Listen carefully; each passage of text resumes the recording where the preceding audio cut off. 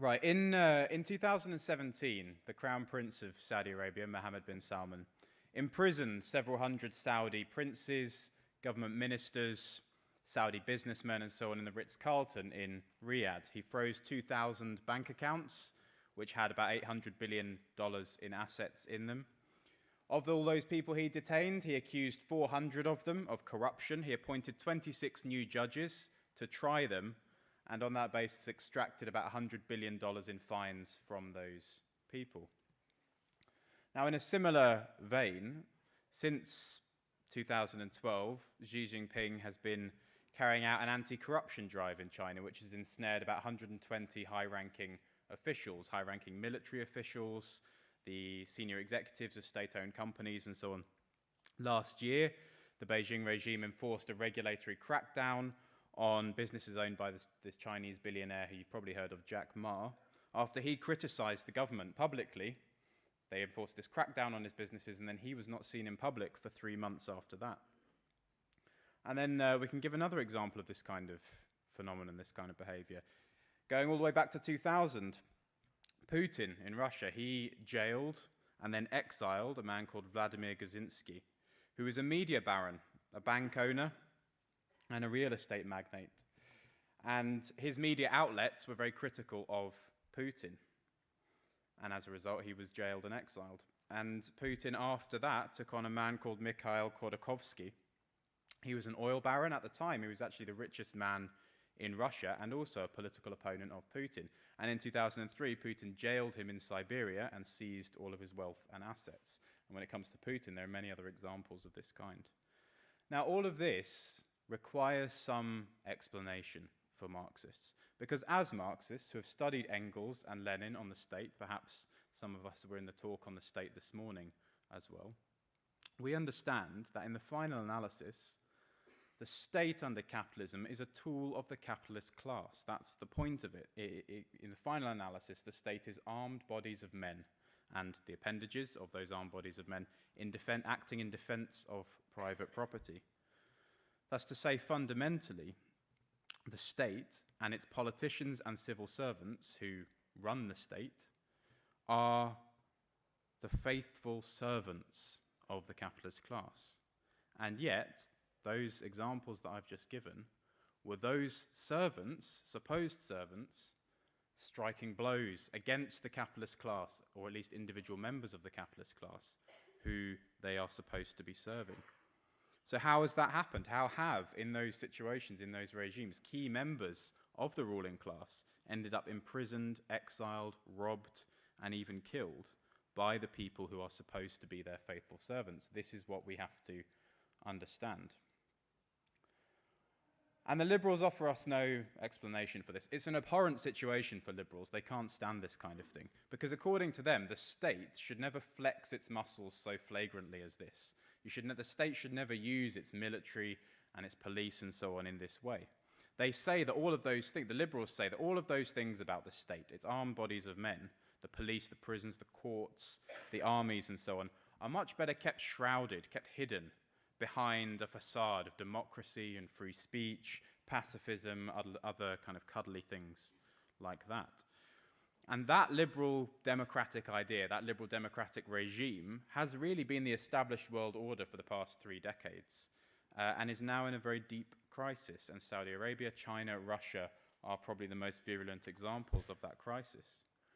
And this crisis, this tendency is drawing out, is provoking squeals of protest from the liberals. They don't care, by the way. They don't mind that the state's the purpose of the state is its monopoly on violence. They don't mind that the state does these things. They just don't like it done in such an open and flagrant way. They're perfectly happy with hypocrisy, the liberals. They just don't like it to be rubbed in their faces so much. Now, the best example of this kind of liberal hand-wringing is, the most recent example certainly, is from a man called Gideon Rachman, who is the foreign policy editor at the Financial Times. Now, in April this year, he published a book called The Age of the Strongman: How the Cult of the Leader Threatens Democracy Around the World.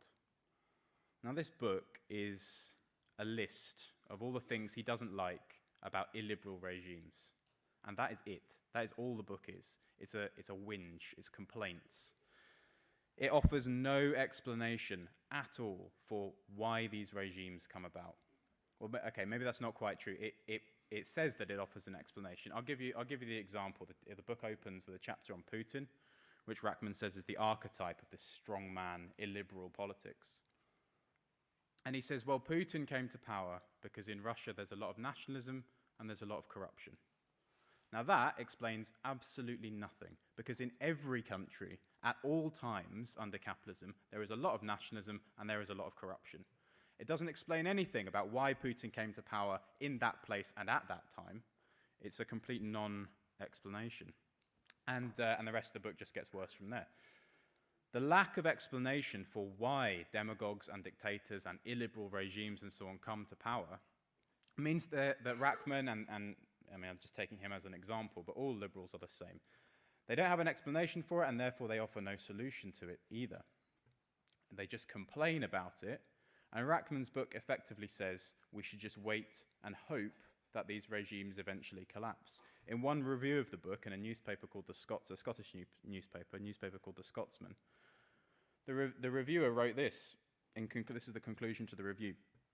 For now, though, it seems that all we can do is cling fast to the hard-won wisdom of the post-Second World War era about how to build a sustainable international order and advance those principles where we still can, and pray that the current storm of reactionary thinking and authoritarian rule may pass. Pathetic. This approach, obviously, is of no use to Marxists. We are trying to understand. We're not praying for things. We're not complaining about them and hoping they go away when we don't like them. We try to understand the world in order to change it. So we want to know, what is the explanation for those things that I outlined at the beginning in Saudi Arabia, in Russia, in China? What is the explanation for the rise of demagogues and dictators? And how are they able to maintain themselves in power? And what does the future hold for regimes of that kind?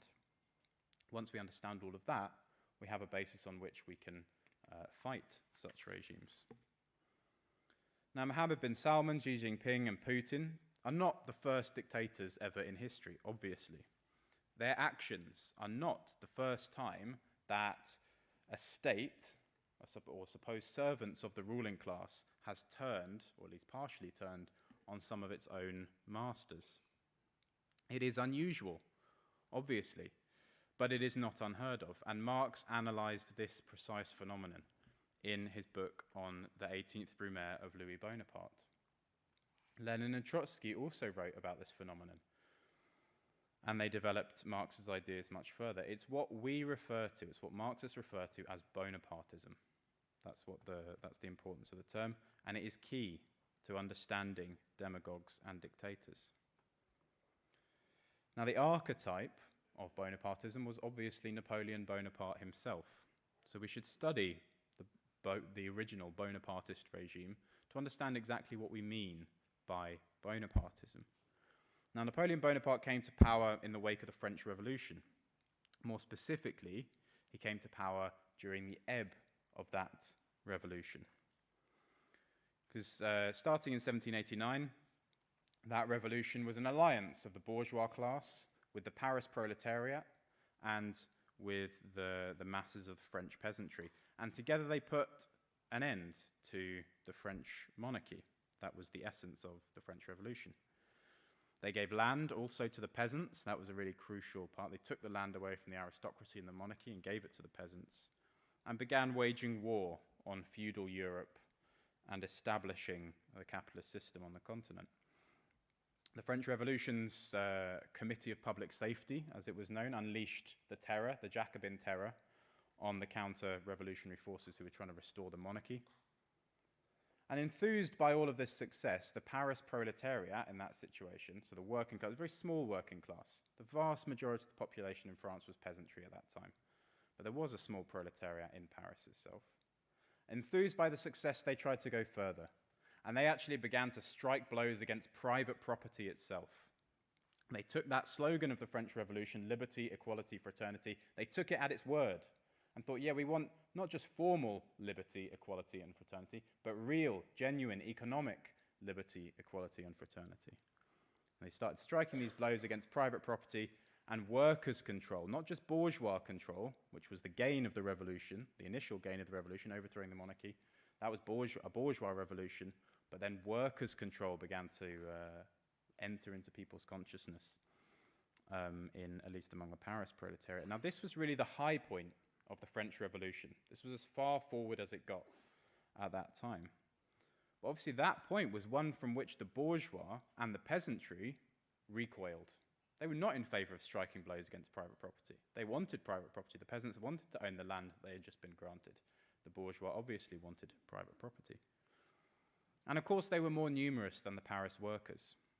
And they began to swing the pendulum of revolution back in the other direction. The terror that had been unleashed against the counter-revolutionary forces, the pro-monarchist forces, then began to be used against the most revolutionary elements in society as well. And they began to demand that order be restored. That was the call of the peasantry and of the bourgeois in France. Restore order. Not the order of the monarchy, which had been overthrown, but bourgeois order is what they wanted. Enough of these rowdy proletarians in Paris, enough of their demonstrations and their strikes and so on, enough of these blows against private property. We want order to be restored. Now, the proletarians, the Paris proletariat, they tried to stem the tide, the ebb tide. They tried to stem that with riots, demonstrations. There were bread riots in Paris and so on. In 1795, these were put down in blood, the movements of the workers. They were put down in the name of order, in the name of bourgeois society, yes, in the name of overthrowing the monarchy, but not striking blows against private property. And they were put down by a young army officer called Napoleon Bonaparte. The bourgeois, what had happened is the bourgeois had called the proletarians into struggle against the monarchy and been successful in overthrowing the monarchy. But after that, once that aim had been achieved, neither side, neither one of the classes was in a position to decisively assert control over the situation. And in that kind of situation, the struggle between the bourgeois and the proletariat, the struggle was deadlocked. That was the point. And in such a situation, force, armed force, became the deciding factor. And Napoleon was at the head of that force, flush from his military successes, commanding the loyalty of the army on that basis, and the army itself was drawn predominantly from the peasantry. He was the savior that the bourgeois had been. This is the man who can restore order. And in order to get himself into power, he balanced between these deadlocked classes. To the bourgeoisie, he promised order, an end to these disturbances, and an end to the revolutionary movement. To the soldiers and the masses and the peasants and so on, he promised to save the revolution. He said, I will protect this revolution from the monarchist conspiracies. There are people who still want to restore the monarchy. I don't want that either. I will protect you from that. And I will protect you from and to the bourgeois who's saying, I'll protect you from the revolutionary disturbances. He faced both ways, and all the while raised himself. He balanced on both, balanced first on one side and then the other, and raised himself above both sides. Obviously, this was demagogy. It was trying to appear all things to all men.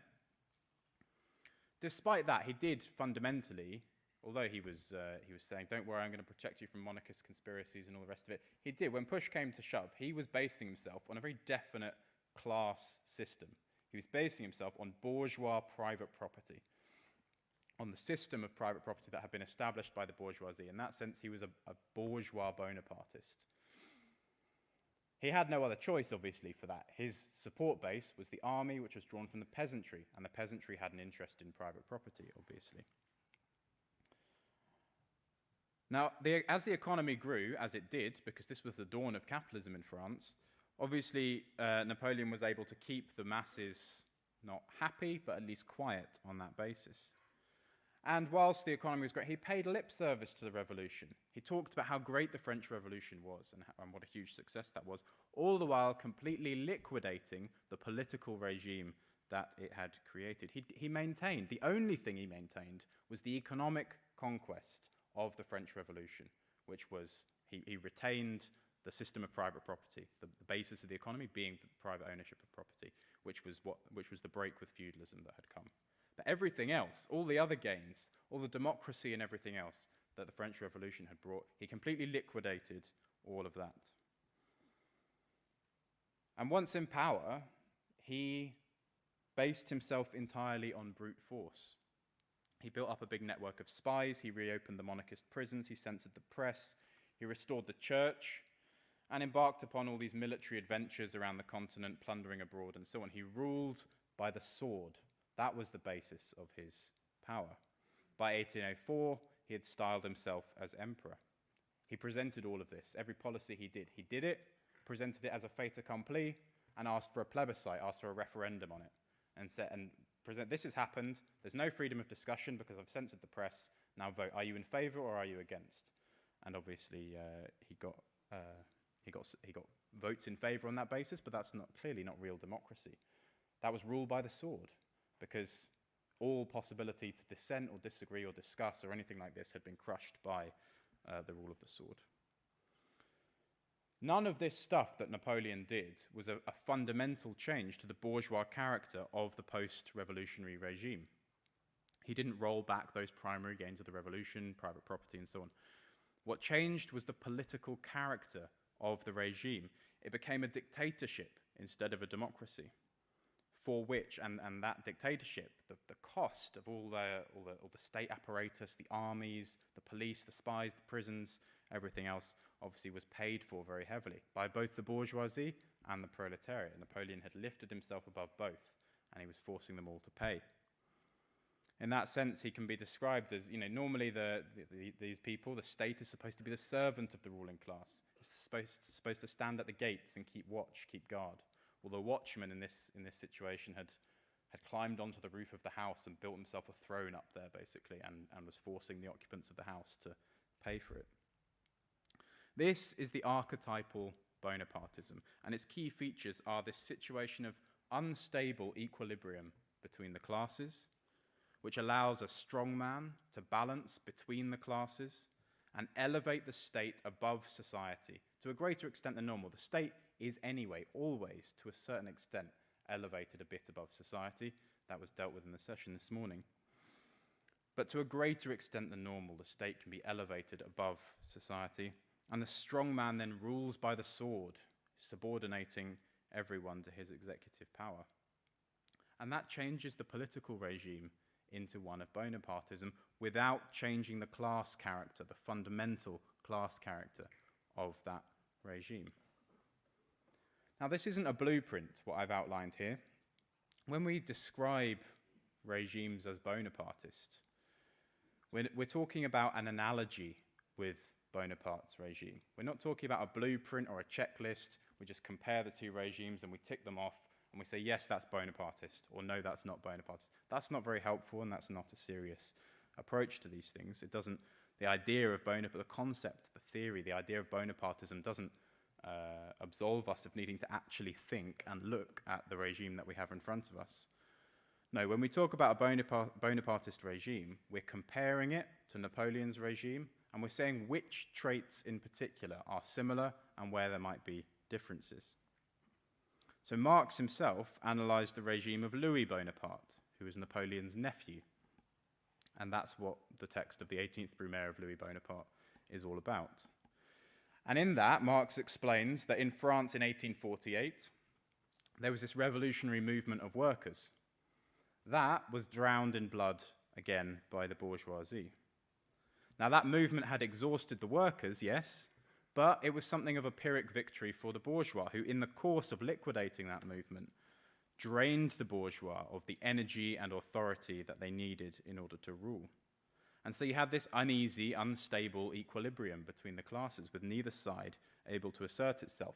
In that context, Marx says, and this is his quote, he says, Louis Napoleon was raised on the shoulders of a drunken soldiery, which he bought with whiskey and sausages. And on that basis, Louis Bonaparte promised order. He said, there's been this massive class struggle, a revolutionary movement, and the putting down in blood of that movement, and everybody's exhausted and everybody's tired. I've got my soldiers who I bought with whiskey and sausages. I'll sort everything out. I'll bring order. I'll bring calm to society. And on that basis, he demagogically appealed to all sides, including the masses. His social base, again, was in the peasantry, which still was very strong in France at that time. He balanced between the classes and the different layers in society. Once in power, he ruled by the sword. He defended, ultimately, the capitalist economy, but he demanded an enormous payment for doing so. He was not the servant, he was the watchman on the roof. He was not the watchman at the gate, he was the watchman on the roof. He said, yes, I will defend your capitalist system because you, the capitalists, are too weak to be able to do so, but you will pay me an enormous amount to do so, and you will fund my massive state apparatus through which I can rule by the sword. The political servant was dictating to his bourgeois master. Now, there is a certain parallel here, then, with other regimes. For example, the regimes established by Hitler, Mussolini, and Franco after they had seized power, we can also characterize as Bonapartist regimes. But we have to be very careful here, because the way in which those leaders came to power was different to the way in which Napoleon, either Napoleon I or Napoleon III, came to power. Because the movements that brought Hitler, Mussolini, Franco to power were fascist mass movements. They were mass movements of the frenzied petty bourgeoisie. This is what characterizes fascism. This is not a lead-off about fascism, and I can't go into it in a lot of detail. But that's what characterizes fascism, is a mass movement of the middle classes, driven mad by the crisis in society and seeing no way out on any other basis. That can't be said for Napoleon's regime. That was not how Napoleon came to power. His base in society was not it was a much narrower base, based mainly on the army and the armed bodies of men and so on. In the case of the fascists, their mass movement of the middle classes of the petty bourgeois was funded by the capitalist class and used, for example, by Hitler to smash the workers' organizations. He didn't appeal demagogically in that way to the workers' organizations. Hitler never got any votes among the workers, for example. The Nazis never got votes there. He didn't lean on that side of society. He didn't lean on that layer and make them promises that he may or may not have gotten. Napoleon and Napoleon I, Napoleon III, Bonapartists often make promises that they don't keep. Hitler didn't even do that. He used his mass movement to smash the workers' organizations, which was different to previous types of Bonapartists. But that being done, once the fascists had done that, on the ruined exhaustion of the working class, the fascists then converted their regimes from this regime based on a mass movement into something based on a military police dictatorship. And in the case of Germany, for example, that's what the Night of the Long Knives was. That was the shedding of the mass movement side, of the mass movement base of Hitler's regime, of the Nazi regime. Converting it into a military police dictatorship which ruled by the sword and subordinated, yes, also the capitalist class. It was based on the ruined exhaustion of the working class, and then on that basis they subordinated the capitalist class to the will of the regime. So, the class basis remained capitalist, defending as it did private property, but its base in society became the army and the police. It was ruled by the sword in a classical Bonapartist style. So we have this kind of classical Bonapartism, based on this unstable equilibrium between the classes, achieved after a period of war and revolution and counter-revolution and exhaustion on all sides, and on that basis someone balances between the sides, demagogically appeals, and raises themselves and the state above society, based on the exhaustion of the contending classes. And in the case of Napoleon, that brought a certain stability, coming as it did at the dawn of capitalist development, basically, in capitalism's youth, the beginning of an economic upswing.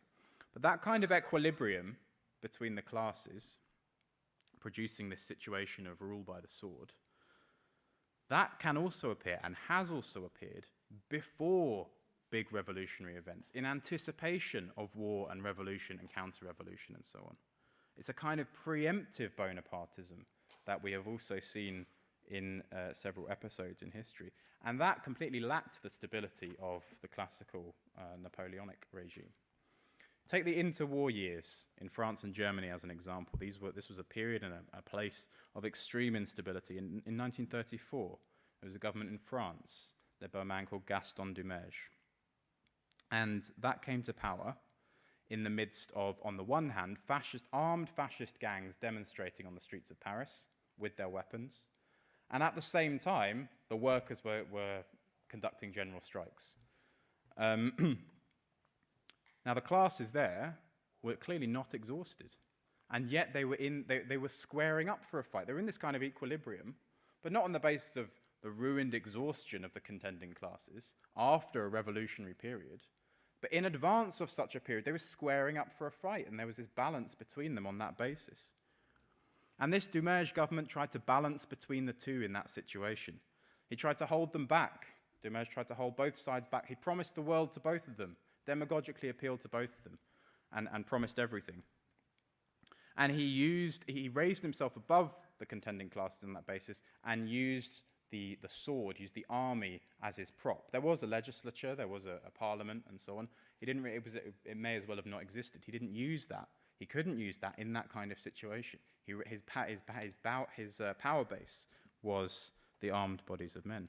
Now, Trotsky has an interesting and slightly peculiar analogy for Bonapartist regimes that arise under circumstances like that. He says it's like a cork with two forks stuck in it, balanced on the head of a pin. And what that, obviously, the picture that portrays is the weight of these two classes balancing each other out, but keeping this very unstable and unsteady equilibrium. It's a very precarious position to be in, and sure enough, that 1934 Dumerge government in France lasted about 9 months and was succeeded then by a whole series of very short-lived and unstable regimes. So unlike that relatively stable regime of Napoleon, that stable Bonapartism in the period of capitalism's youth, what you have with Dumerge, with that interwar period, is this incredibly unstable Bonapartism of capitalism's senile decay. Nevertheless, you still have those essential same features of unstable equilibrium between the classes, allowing balancing between the classes, and raising the state apparatus above society, giving rise to rule by the sword, all without changing the fundamental class characteristic, the class nature. These are all capitalist regimes at the end of the day. Now, Bonapartism is a very concrete phenomenon, and it's only really comprehensible in the context of the place and time that we are analysing. But with each example of it, this is the point of Bonapartism. This is why we discuss it. The point of it is that it can sharpen our understanding of the impact of the class struggle, the relations between class forces in society at any given time. What impact does that have on the political character of a particular regime? That's the point of Bonapartism. That's why we use it. That's why it's an interesting thing, an important thing for us to understand. So with that, I'm not going to go into a lot of detail on any of these, but you can study other regimes of this kind, and maybe comrades can ask questions or even make contributions on some of these regimes. For example, other classical bourgeois Bonapartist regimes, like Pinochet in Chile, for example, in 1973, that arose in a situation where the Allende government was unable to consolidate the gains that it had made, was unable to deliver the promises that it had given to the working class, and the pendulum was swinging, therefore, in the opposite direction. On that basis, Pinochet used the army as a prop to raise himself above society and rule viciously through the sword, all while defending private property and bourgeois interests. There's another interesting type of example, which is Bonapartist regimes in the colonial and ex-colonial world. Take the Cardenas regime in Mexico, for example, in the 1930s. That was balancing between the revolutionary Mexican masses on the one hand and the interests of foreign imperial capital on the other hand. Two different class forces in society. Now, fundamentally, Cardenas defended private property in the form, though, of state capitalism. And in doing so, he made a lot of concessions to the working class. He leaned on the working class. He nationalized the oil and the railways and things like this. Yes, they were run as state capitalist enterprises, but they were huge concessions to the working class. He balanced between, he used the mass movement of the Mexican workers to balance against the interests of foreign capital, all while raising himself and his state apparatus above society. There are other interesting examples, even pre-Napoleonic examples, even before Napoleon was around. You can see, it is a kind of Bonapartism. It's not fully developed, and it's on a different class basis. But there are many of the same features. Take Caesarism, for example, in ancient Rome.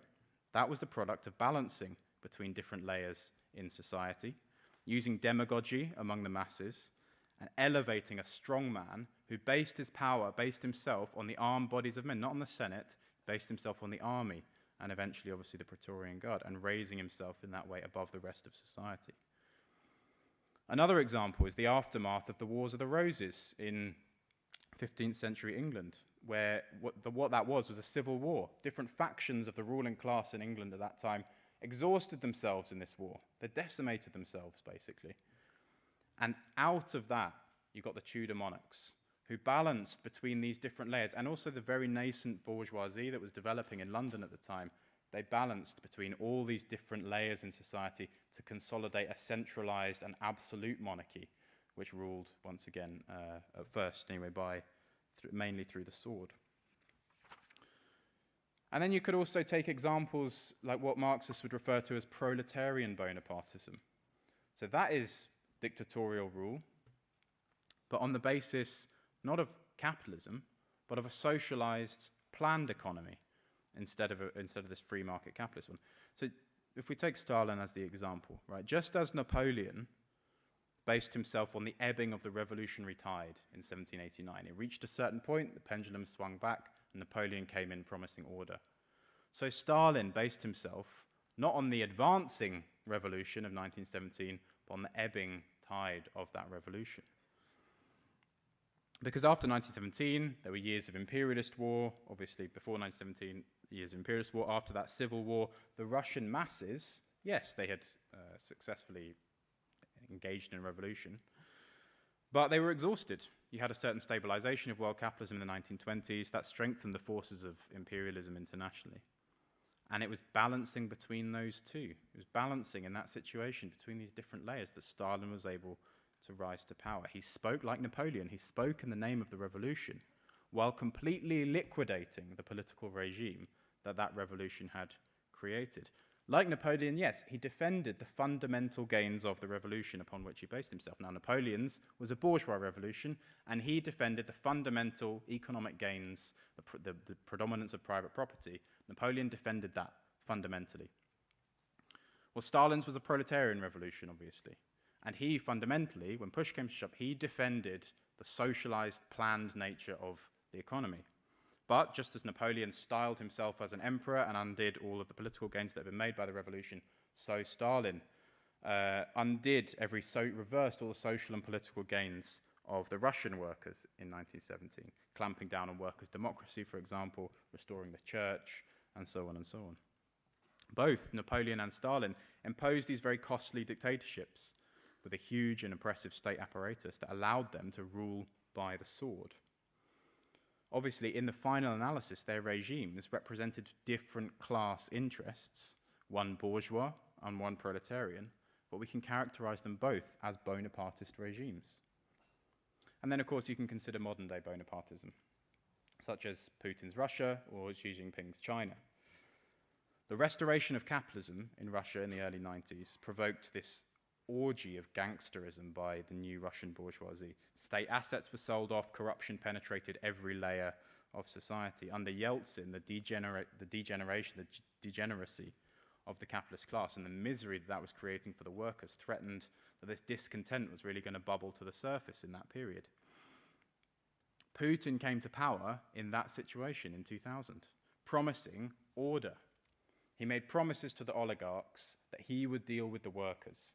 He would deal with potential mass movements and the mass discontent and so on. As long as you stay out of my way, I will deal with it, he said.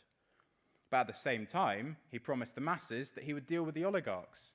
And with some of them, he picked the ones who were his political enemies, he struck these very public blows against them and jailed them and exiled them and all the rest of it, which enthused the masses, or at least kept them quiet, because he was delivering on some of his promises. After the chaos of the collapse of the USSR and the restoration of capitalism in Russia, Putin appears as this arbiter with the sword. He comes in, he says, I will restore order. Yes, on a capitalist basis, but he says, I will restore order.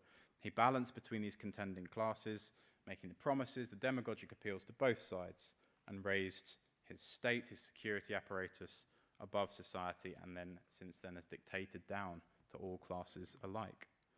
And in China, you have a similar phenomenon, similar endpoint, although a different route to get there, because what you had in China was not a chaotic collapse into capitalism, but a very carefully managed transition back to capitalism under the leadership of the Communist Party. That situation, obviously, leaves the Chinese regime subject to pressures from both the masses and from the capitalist class.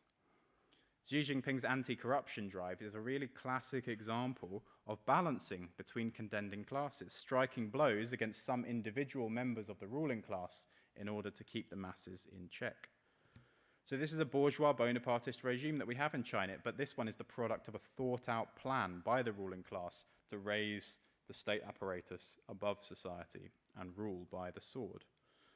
And the state apparatus is very much above society. It's certainly above the capitalist class. The Chinese Communist Party now has party cells in most businesses in China to keep checks on them. That is the control of the state over the capitalists. It's the servant dictate, or it should be the servant in normal times, in liberal democracy, servant dictating to the master. And the regime, as we know, spends more on internal security than it does on external defense. That is the rule of that is rule by the sword in Chinese society. But obviously, ultimately, it's a police dictatorship, Jinping's China. But obviously, ultimately, it rules in the interests of capitalism. Now, all of the... How are we doing for time? Okay. All of these Bonapartist regimes, and there are obviously many more that could be cited, they all have certain differences, but they do have one thing in common. They have a very central contradiction in common. And that is Bonapartist regimes are obviously the product of a striving for order in a situation of class struggle, revolution, counter-revolution, either preemptively or after these things have taken place. And to a certain extent, under the right circumstances, a Bonapartist regime obviously can bring a certain amount of order, but it can only do that at the expense of building up much greater instability in the longer term. This is a central contradiction of a Bonapartist regime. By its nature, it brings stability, but also provokes greater instability in the future. Obviously, instability can be provoked by economic crisis and everything else. Like in Britain, we don't have a Bonapartist regime. We're not living under a military police dictatorship, and yet you have massive instability. I'm not saying the only thing that creates instability is Bonapartist regimes, obviously not. But all other things being equal, a Bonapartist regime will provoke much greater instability in the future than a liberal democratic regime, which is why the capitalists, and Lenin writes this in State and Revolution, that's why the capitalist class prefer a liberal democracy. I think he says a democratic republic is what Lenin writes, but they prefer a liberal democracy to a dictatorship because in the long run it provokes less instability. Take Napoleon himself. He did bring a certain amount of stability. His regime brought a certain amount of stability to France for a period of time, but at the expense of enormous instability created by the Napoleonic Wars all across Europe. Because obviously foreign military, if you rule by the sword at home, you are going to have to use the sword a lot more in your foreign policy as well.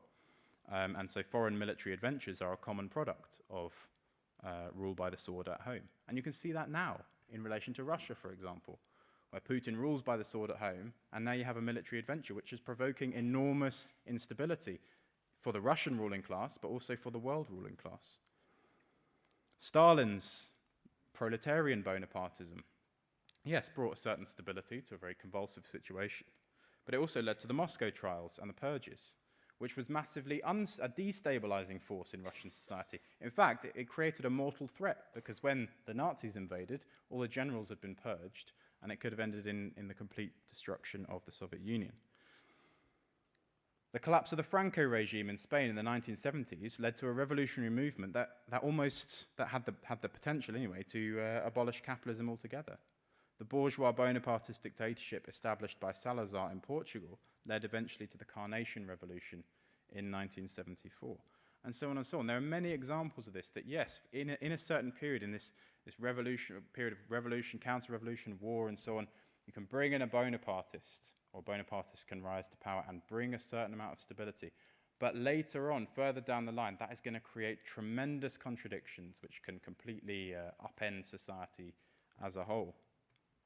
Because Bonapartism doesn't have a stable base in society. Its only base is the army and the police, and that is a very narrow base in society. It doesn't have mass support from anyone. It only has a very narrow base of support. And so Bonapartists are constantly maneuvering between different layers in society, constantly shifting, whether that's often it's between classes. Certainly the way they get there is often between classes. But take Putin, for example, or other they'll maneuver between different ethnic groups, for example, in a particular country. constantly maneuvering, balancing. They only have repression as a crutch upon which to lean. That is a very unstable basis for a political regime. And Bonapartism, like all dictatorship, it shuts down all avenues of dissent. The workers' organizations are curtailed. Free speech is censored. Political opposition is crushed. In the short term, that obviously brings a certain stability, but in the longer term, that is removing the safety valves on a pressure cooker, and it can build up the pressure. It looks on the surface like everything is stable now, but actually, of course, the pressure is still building up. You just can't see it on the surface, and eventually it will come to the surface in a much more explosive way than if you had kept the safety valves, for example.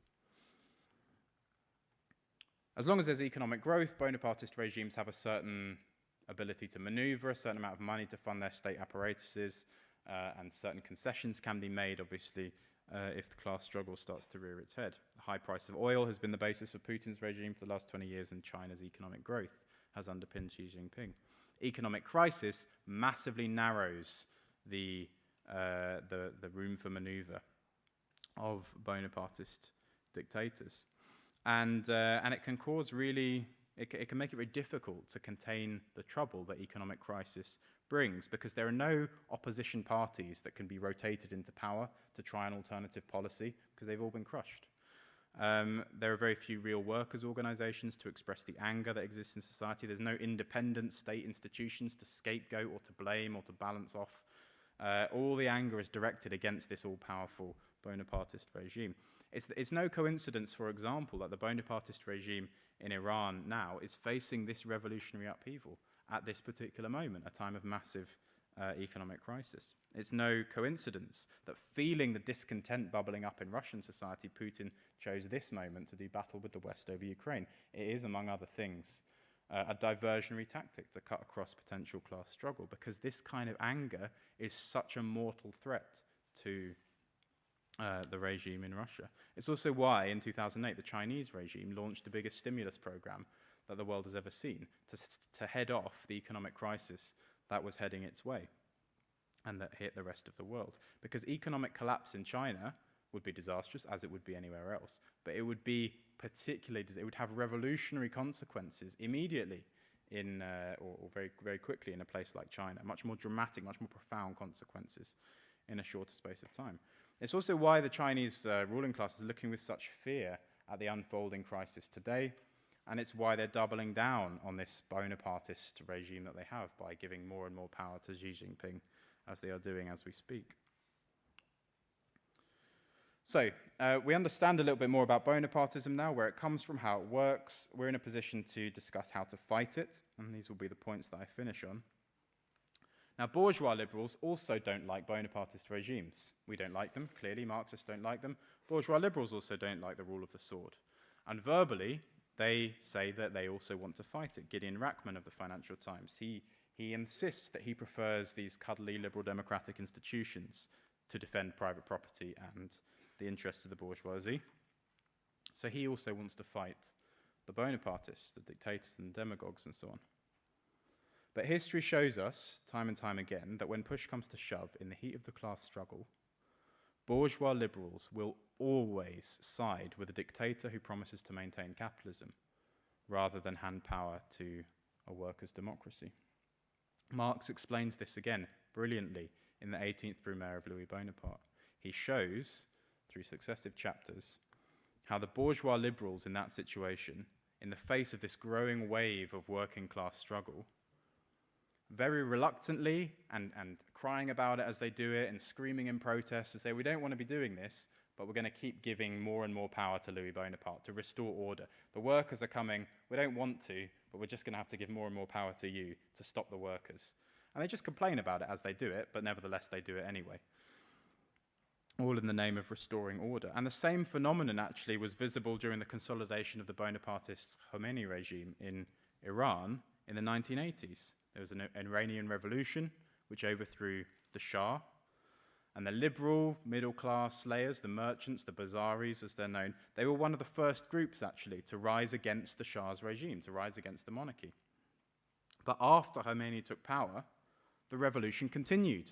Just like the French Revolution, the workers began to assert themselves. Yes, they overthrew the Shah, But then the workers continued, and the movement began to take on a more proletarian character, at which point the Bazaris took fright and decided to join and support the Khomeini regime in bringing about order. They actually joined it even with their own party, with the National Front Party.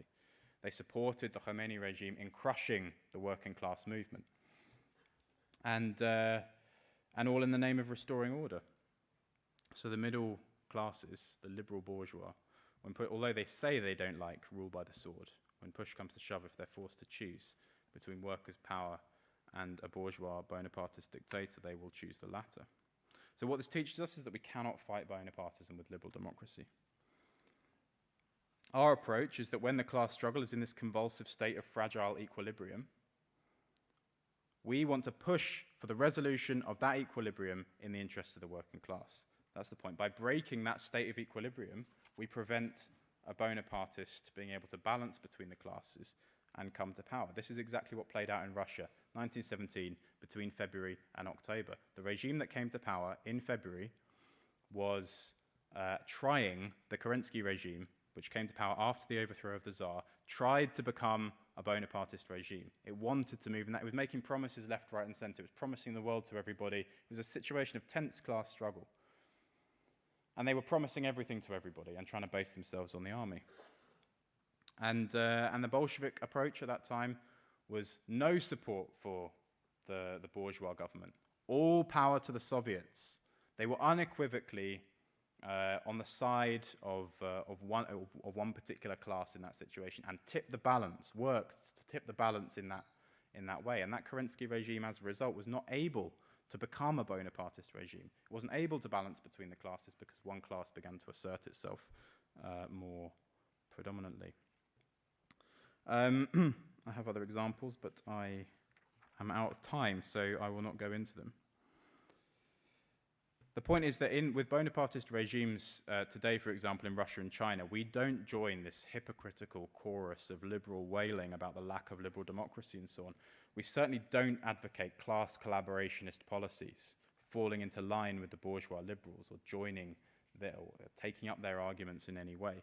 We advocate an independent working class struggle, all power to the Soviets, that kind of approach against these regimes, basing ourselves on the methods, the revolutionary methods and the potential of the working class alone.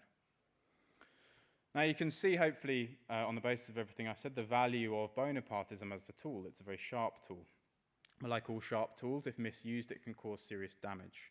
There are those on the left who would describe Trump or Bolsonaro or Modi, for example, as Bonapartists. Gideon Rachman, in his book, he talks about Mohammed bin Salman and Xi Jinping and Putin, and he's got a chapter on Boris Johnson as well. This is very wide of the mark. A lot of these people are populists and demagogues. Some of them, like Orban in Hungary, for example, is explicitly opposed to liberalism. But it is not true to say that these people run military police dictatorships, nor have they raised the state apparatus fully above society or anything else, acting with a greater independence from the ruling class. No, these figures rule through the establishment state apparatus. Even if they despise it, nevertheless, they do that. This is not a pedantic or small point. If we were to characterize Trump or Johnson as Bonapartists, then we would basically be saying that the class struggle in the US or Britain is right now at a point where it could be resolved one way or the other imminently in the interests of one class or another. We could be on the cusp right now of a slogan of all power to the Soviets and all power to the working class in Britain or America, which clearly we are not. We're not in that situation. Alternatively, we could be saying, well, actually, the revolutionary movement has happened. It's passed. There have been revolutionary battles, and there is exhaustion of the contending classes. And now you've got Trump and Johnson raising themselves above these exhausted classes and balancing on that basis and ruling by the sword. It's not the case. It's wrong. So theoretical mistakes can lead to mistakes in practice also. So we have to be quite precise when we're talking about these things. The concept of Bonapartism is a very useful one to analyze a given regime, but it has to be, as I said earlier, it doesn't absolve us from the responsibility of actually thinking and studying a particular regime in more detail. You can't just say Bonapartism and that explains everything about the regime. Clearly it doesn't. No, it's just a starting point really, and it has to be considered in the historical and social context of a particular country with particular class relations at a moment in time. It's not useful to just throw around terms like Bonapartism with a half-digested understanding of what they mean. We have to be very rigorous in our theoretical approach. If we are, and that is the purpose, as the chair said, that is the purpose of this weekend, if we are rigorous in that approach, then we will be able to understand the world and on that basis change it.